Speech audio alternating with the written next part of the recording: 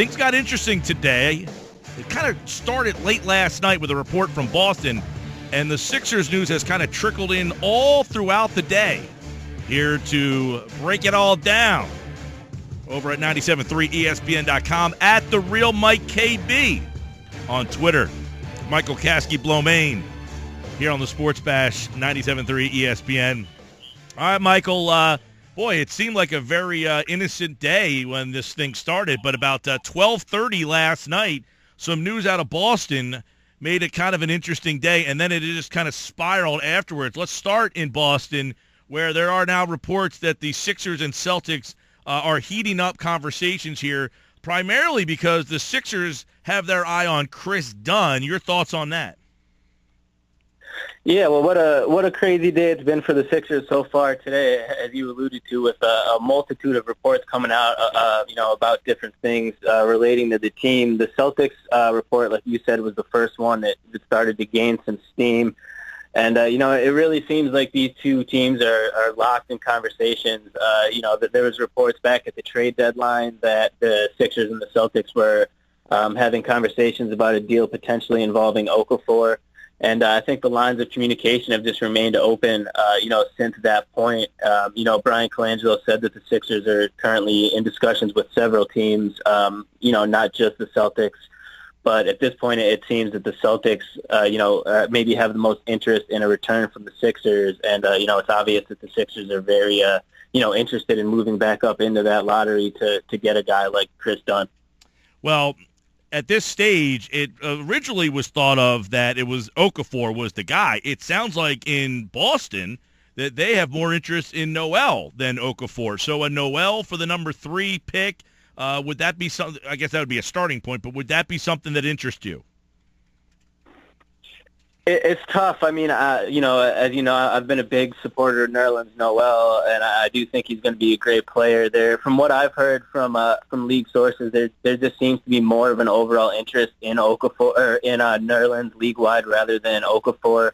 I think mainly just because people are, you see the way the finals were played and everything, and Noel just looks like the type of guy that you could plug in defensively on a fast-paced team, and he would fit right in perfectly. With that being said, I think everyone already kind of knew that Okafor, Embiid, and Noel, all three of them, were never going to work. There was always kind of the plan to move one of them. So, it's following along with what was expected. It's just a matter of, I don't know if I would personally trade Nerlens just for this number 3 pick right now.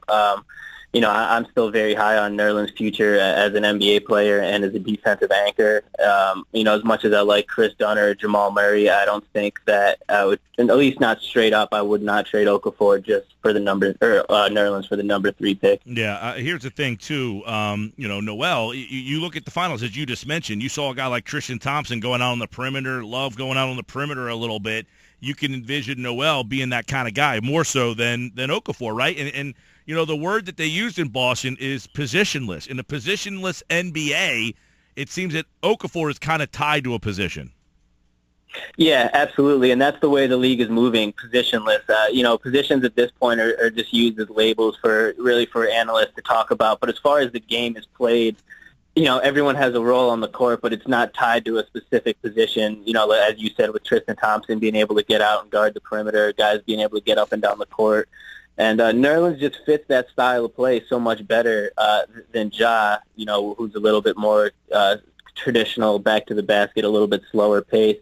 And I think the Celtics, with what they've built so far, they have a few great guards, Marcus Smart, Avery Bradley, a couple wing guys. I think they would like a guy more so like Nerlens that they could just plug in there and kind of fit right into their system as a defensive anchor and keep the motor moving.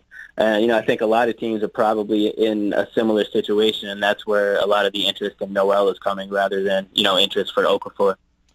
Michael Kaskey-Blomain is with me here. All right, the news continued early in the morning. There had been a lot of interesting speculation about Simmons leading up to this. Now, I think the talk was still it didn't matter that the Sixers would take him no matter what, but he met with them last week. Now, today he had a workout. I guess that really clinched that the Sixers were going to be able to draft this guy with a clear mind here. Shortly thereafter, Michael, it has been reported that they have informed him that he will be the number one pick. That's not a surprise, right? I mean, this was who they were going to take, whether he worked out or not. Yeah, the workout was just the final icing on the cake. He has been the top target in the front office since, that day in May when the Sixers won the lottery. There was, definitely some intrigue in Brandon Ingram and some support, for his skill set. They obviously brought him in for a workout, talked to him, and were impressed with him. But it never got to the point that Ingram overtook Simmons as the Sixers' top target.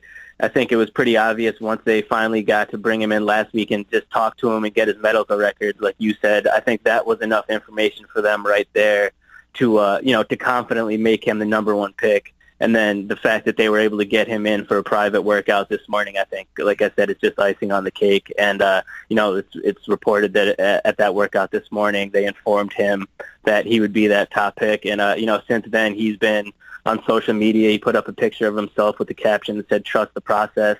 So, he seems to be embracing it, and it looks like, he will be that first pick on Thursday. Yeah. Now, this was reported by Chris Haynes of Cleveland.com, which is kind of interesting. Why would somebody in Cleveland have this information? But I guess he was out there recently, but he's also close with LeBron James.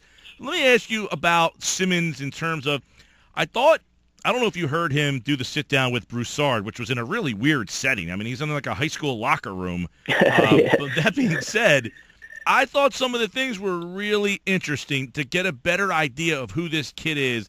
And the one thing that stood out is when we just talk about LeBron, and the knocks on LeBron a lot of time was in the past have kind of been, he doesn't have that killer instinct, or, when you compare him to Jordan, he's not a scorer like Jordan. It is what it is. But Simmons has a similar comparison to LeBron. He was asked, what do you think about the comparisons to LeBron? And he said it's flattering. But the thing that stood out was he said where he's from, the game is more about winning. It's not about the stats. And that, to me, kind of stood out. I was like, you know what? Maybe this guy does get it. But then you go, well, what happened to him in college? Like, it seemed like he seemed disinterested at times. So what do you make of Ben Simmons throughout this process that makes you feel comfortable that he was the right guy or is the right guy at number one? Like you said, I think he just gets it. He's basically been preparing to be a professional basketball player since he came over, from Australia when he was, 15 or 16 years old. His high school ball, even his time in Australia where he was at the, the sports academy out there, he's basically just been preparing himself to be a lottery pick and a top player in the NBA. And I think, kind of like you said, how he alluded to the European style of play, which is a lot of passing, a lot of team-oriented ball. And when the main objective, of course, is to win like it is here in the NBA. But I think a little less emphasis out there is placed on individual statistics than it is here. And I think he kind of has that ingrained in his game, just like LeBron does. LeBron has received credit throughout his entire career for being a pass-first guy, despite his ability to score. His natural instinct with the basketball is to, help his teammates out and create opportunities for others. And I think Simmons has some of that, just naturally ingrained in him, both from where he grew up playing, obviously emulating and watching LeBron, and then getting to know LeBron and kind of, following in his footsteps into the league. I think he just, kind of gets it that he can score and he can impact the game in a multitude of ways, but the way that he's going to really be remembered is, winning in the league. And I think that's a good sign for a young kid, at this point. Mike, his reaction was funny. They said, your jump shot, people question it. He said, I score 20 a game. What do you question? It's like to him, he realized, yes, I got to work on my game more, but I think he looks at it like, it doesn't matter how I scored. I'm still scoring. You're not stopping me. If my jump shot's not good, I'll just take the ball to the basket on you. What are you going to do? So it seems like he's a confident guy at the same time. Yeah, I really like that answer. I know some people I saw on social media had a little bit of a problem with it, or saying that he was, too cocky or not going to address the issue. I kind of like that because, he obviously knows that he does need to work on his shot. It's something that he's addressed numerous times this summer already. But, it's like we said before, it's not something that can't be fixed. He just didn't utilize it. He only took 3 threes all of last year. And it was out of necessity, like we're talking about. It was the way he played the game. He was getting baskets. I mean, his team obviously didn't have the greatest season, but he was impacting the game in a multitude of ways without shooting.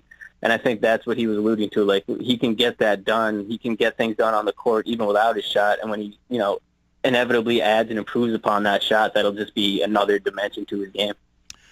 Before we move on to some of the other Sixers news, give me your thoughts, because had Chad Ford on yesterday, and Chad has kind of maintained that the Sixers are a good fit for Simmons because he believes they're one team that will allow him to be a 6'10", 240-pound point guard. A lot of teams might put him in as a forward and have him play more of that role. Where do you see him fitting in on this team? That's a great point, because the Sixers right now are basically formless. Some other teams obviously already have pieces in place and ideas and of what they want to do, where the Sixers at this point, after the 3 past years of this rebuild, they're basically just, an unformed shape with tons of talent that they can really decide to structure in any way that they want. And in that form, they could do that with Simmons, and they could, right from the beginning, start him to be that guy that, is a ball handler with his size, a la Magic Johnson or a LeBron type.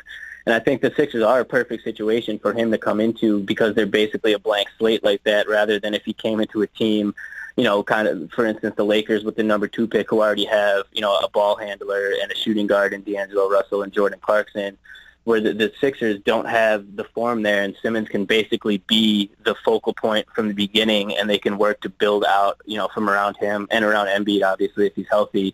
So in that form, in that situation, I do think that the Sixers are, an ideal fit for Simmons. It's at that point where they're still, drafting for the talent. They're not, not at the point where they would need to draft for fit.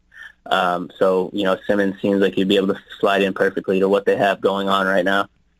Yeah, and the interesting part about that, though, is that the reports are that the Sixers would make a deal for Chris Dunn, and you wonder how that would affect Simmons basically performing in that role. Yeah, that aspect of it does seem strange. The Sixers' interest in Chris Dunn in general, especially considering Simmons, since obviously both of them, neither of them are necessarily known for their shooting ability. Chris Dunn obviously is a dynamic point guard, but shooting was not necessarily one of his strengths in college. So it's a little strange to think that they would want to, pair 2 ball dominant players that neither of them have an especially great jump shot. But again, at the point where the Sixers are at, with no real form or foundation, it's in their best interest, I guess, of what they're thinking. Just add, as much top talent at a young age as they can, and try to build it from there. All right, talking with Michael Kaskey-Blomain at The Real Mike KB. Now, the third piece of news that came in, let's backtrack and start back from the top. We had the Boston stuff, then we had the Simmons news, and then things got even better for the 76ers as it was reported recently that Joel Embiid has been cleared for light 5-on-5 scrimmages. Now, I don't know what light scrimmages entails, but it's a good thing to hear, 5-on-5 and Embiid in the same sentence. So what do you make? It's great to hear. It's just the next step in his, return to the floor. Mainly, I just take out of that, finally everything seems to be on track. We got kind of accustomed to delays and setbacks and uncertainty with Joel over the past 2 years. But, since about midway through last season, when he started to get back out on the court before the games and was kind of, stepping up his workouts a little bit and working up a sweat, and people started to come and see him. Ever since then, it's just been consistently positive reports that we've been hearing about Embiid. Brett Brown has spoke positively about his progress. Embiid himself has been on social media talking about how, he can't wait to get out and he's ready and he's going to, all these things. So he's obviously confident in his own health and everything at this point. So, light 5-on-5 is, it's an excellent sign. It was the next necessary step. You can't jump from, like conditioning and workouts to full scrimmages. So the light 5-on-5 is really his first chance to play, real basketball. They're obviously not going to run him just super hard in such circumstances, but I think it's just a great sign for, his progress and, another sign pointing to the fact that he'll be ready to go for the start of the season. Yeah, Mike, now you wonder what a team that has a Simmons, Embiid, Noel, type of guys all on the floor together, what kind of hazard that would be to try to score inside the paint against them. Yeah, good luck getting to the rim on those three guys right there. Really, I mean, you look at a team with the length that they have, but you wonder how much Embiid can play. How much are they going to use him? Are they going to tread lightly with him that first year? So that all remains to be seen. But good news there. So overall, number one, they're going to go with Ben Simmons. That's being reported today. They do have pick 24 and 26. Give me the scenarios in your mind for those two picks. My guess is that they'll be used if the team tries to move up eventually, and they do capitalize on a move to get back into the lottery. For example, the Suns and the Celtics are two teams that have both been reportedly in talks with the Sixers. The Suns obviously have that fourth pick, and the Celtics have the third.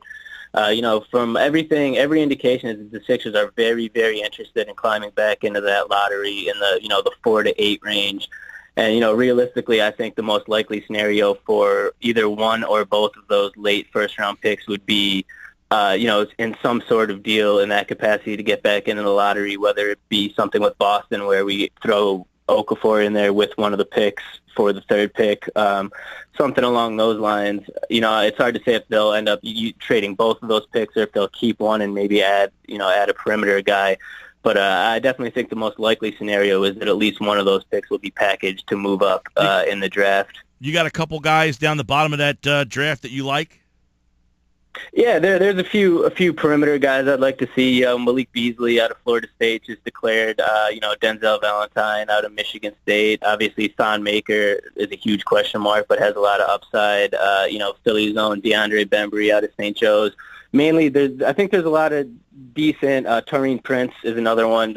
Decent perimeter, versatile forward guys that can space the floor and play some D that they could get at a value pick later in the first round there, if they kept the pick. You have a picture on your timeline at The Real Mike KB with Ben Simmons wearing that Philadelphia basketball jersey there, and you heard the reports about him adding the 20 pounds of muscle, but boy, he really looks like he's got a lot bigger in that upper body.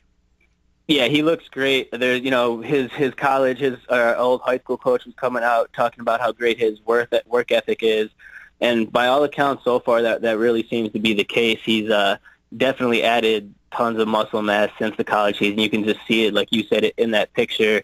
There was a picture that Nike put out from that commercial last week with him standing next to Karl Anthony Towns, who is, obviously one of the best young premier post players in the league. And Simmons is every bit as big, if not bigger, than Towns, with the skill set of a guard. So, I mean, the intrigue and the potential surrounding him it's crazy. You view him as that superstar type of player? I mean, do you look at him as that guy who's going to come into the league? And, LeBron, to me, what he kind of has done has changed the perception of the way you view a superstar. Well, the superstar in the NBA was a guy who scored a lot of points. It was always about scoring, who has the highest points per game average. I think LeBron has kind of changed that where, he fills the stat sheet in so many ways. Is Simmons a guy that you think is going to be following that path?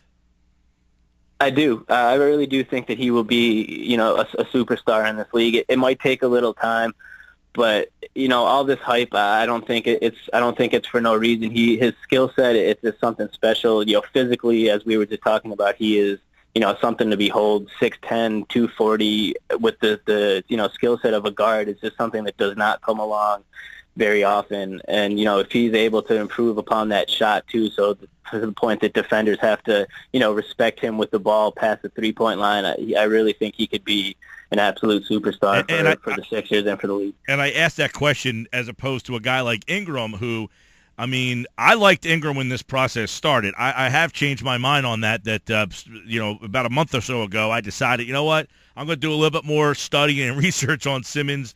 And what I saw, I liked. Ingram, I like him, but the question I just asked, I look at his body type and I wonder, can he hold up? I know there's guys like Durant and Curry, but they are special talents in this league. Is Ingram a guy that body type is going to allow him to be a superstar player?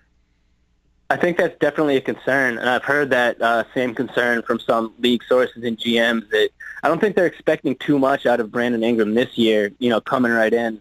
which is, something for the Sixers to consider too. I think Simmons can really come in and make an impact immediately, where Ingram might need, a few years to really develop his body, as to fit the NBA standards. Simmons just seems like he's more physically prepared for the league. And it just seems like he can affect the game in so many more ways. I have questions about if Ingram's not able to shoot at the quite prolific rate that people are thinking he will be able to, what will his overall impact be on a team, whereas Simmons, like LeBron, can impact it in so many different ways. You were like me, right? Were you not an Ingram guy and switched? Yeah, I mean, I've from the beginning, I've been really high on both. Prior to the lottery, Sure. I was leaning toward Ingram. Once that first pick was, secured, and I started to do a little bit more digging and research, it came down to the ceiling for me. I think they'll both be good pros, but I just think that the potential that Simmons has to develop into a superstar is higher than Ingram, and that was the eventual thing that kind of led me to switch over, like you. He's Michael Kaskey-Blomain, the real Mike KB on Twitter. He will be at the NBA draft on Thursday. We'll have reports from him on Thursday live from Brooklyn, where the 76ers are expected to take Ben Simmons, number 1 overall. All right, man. We'll talk to you then. Thanks, Mike. Can't wait.